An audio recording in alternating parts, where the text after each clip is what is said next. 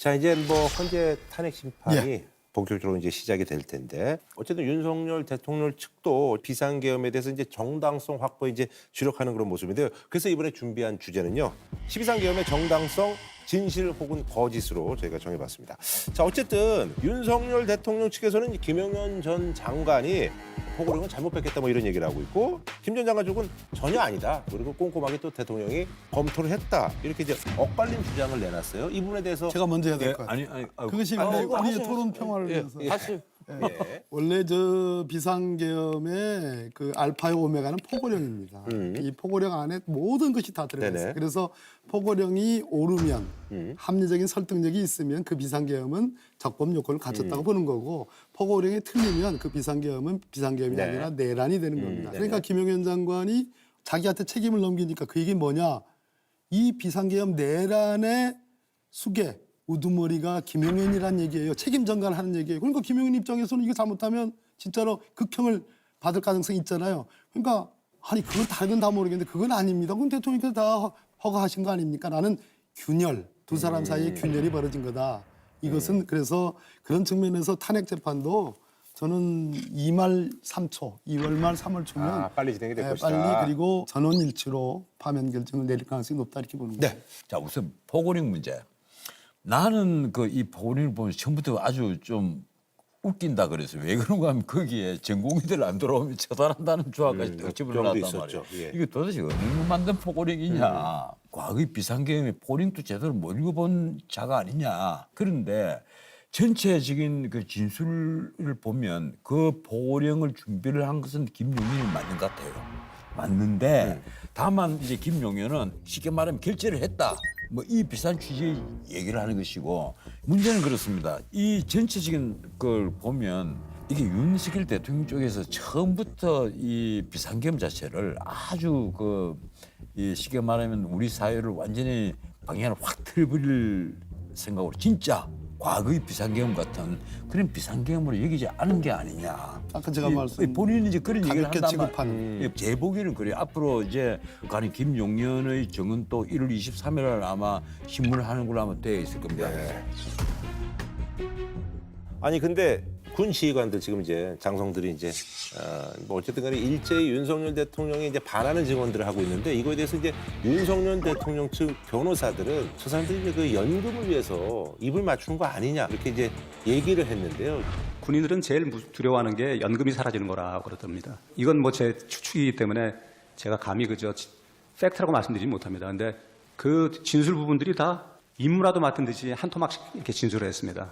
그 진술들은 헌법재판 과정에서 반드시 탄핵을 할 것이고요. 그 우선 수방사령관과 특수전 사령관의 진술입니다. 한쪽은 뭐 총을 쏴서라도 문을 부수고 부킹 끌어내라. 한쪽은 뭐 도끼. 도끼로 문을 부수고라도 부킹을 끌어내라. 아주 비슷한 수준의 얘기를 하고 있는데 이 사람들이 진술이 마치 꼭 들어가네 말을 맞춘 것처럼 되니까 연금을 타기 위해서 이렇게 모든 것을 잠깐만요. 나도 얘기를 말씀하실 때 내가 그러면 지난번처럼 제가 보기에는 그래요. 윤 대통령은 나는 김용현을 통해서만 얘기를 했다. 이 얘기고 내가 체포의 채자도 끄집어내지 않았다. 이 얘기를 한단 말이에요. 그러면 한쪽의 진술이 오염됐을 가능성이 있다. 이제 이 얘기를 하는 겁니다. 제가 말씀 좀 드리면 제가 그 국방위에서 이렇게 보니까 곽종근 사령관 옆에 이진우 소방사령관이 앉았어요. 네. 곽종근 사령관은 저에게 이제 양심 고백을 한 사령관이잖아요. 이분만 유일하게 제일 먼저 진술을 했습니다. 근데 이진우 사령관이 옆에서 곽종근 사령한테 자꾸 신호를 하는 거예요. 왜 너 이렇게 자꾸 쓸데없는 얘기하냐? 쓸데없는 얘기를 하느냐. 그 당시까지만 해도 이진우 수방사령관, 여인영 방첩사령관, 문상호 정보사령관 다 아닙니다. 우리는 TV 켜니까 대통령의 비상계엄 선포 얘기가 나오더라. 특히 박안수 육군참모총장은 연기력이 너무 뛰어났어요.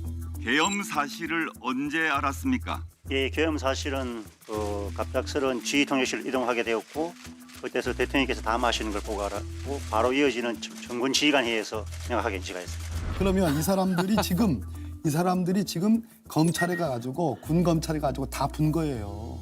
이 사람들이 연금이 원래 저 실형을 받으면 못 받게 되는 건데 그러면 분다고 그래서 실형 안 받냐? 이 사람들 다 실형 받습니다. 이 연금 못 받아요. 그 연금 문제 때문에 치졸하게 말을 맞춘다 이런 말을 윤석열 맞춘다는 건 틀린 변호인 얘기고. 측의 얘기는 틀린 얘기다. 틀린 얘기다. 아니 나는 그게 연금을 혜택을 받니 안 받니 그게 말이 안 문제가 되는 아니라 지금 수방사령관이라든가 특수전 사령관의 진술은 오인미대가 있다는 거예요. 누구로부터 오인이 이제 됐다는 말씀하셨던 건데 지난번에 한 얘기. 지난번에도 얘기를 했지 않습니까? 그래서 아니 윤석열과 김영현 간에도 지금 지금 하시는 말씀은 윤 대통령 말은 전부 다 거짓말이고 그 수방사령관이나 곽중건 특수전 사령관 말은 아니, 윤 전부 다 대통령- 사실은 이 얘기 아니에요. 윤석열 그러면 피의자하고 김영현 전 국방부 장관과도 지금 말이 안 맞지 않습니까? 누구 진술이 오인미대가 아니냐는 앞으로부터 수사를 해봐야 알겠죠. 그러면 우리 전원책 선배님 내 변호사님은 말은 이런 수사를 하는데 변호사님은 아니, 잠깐만 이런 왜 수사- 윤석열 말만 믿고 나머지 사람들은 다 말을 안 했습니까? 마찬가지잖아요. 그 반대잖아요. 이 사람들 지금. 다수지 않습니까? 절대 다수. 지금요. 아니 윤석열 예? 피의자 만나보셨어요?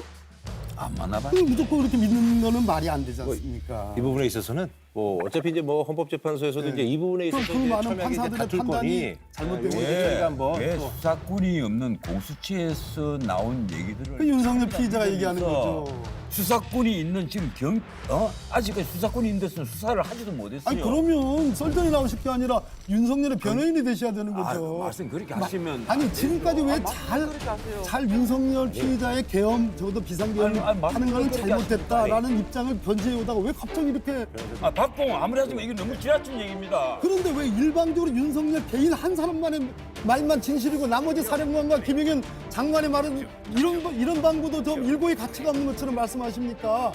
그러니까 지금 저 법원에 침입해가지고 폭동을 일으키고 난동을 부리는 거 아니겠습니까? 세상에 대한민국 역사에서 보신 적이 있어요? 그 점에 대해서 왜 개탈을 안 하세요? 왜? 잠깐 좀 지금까지는- 쉬었다 합시다. 딱 5만 쉬었다 아니 예. 아니 저도 참 답답해요. 알겠습니다. 알겠습니다. 그래 5만 쉬 잠깐만 쉬었다가 이거 예, 저희가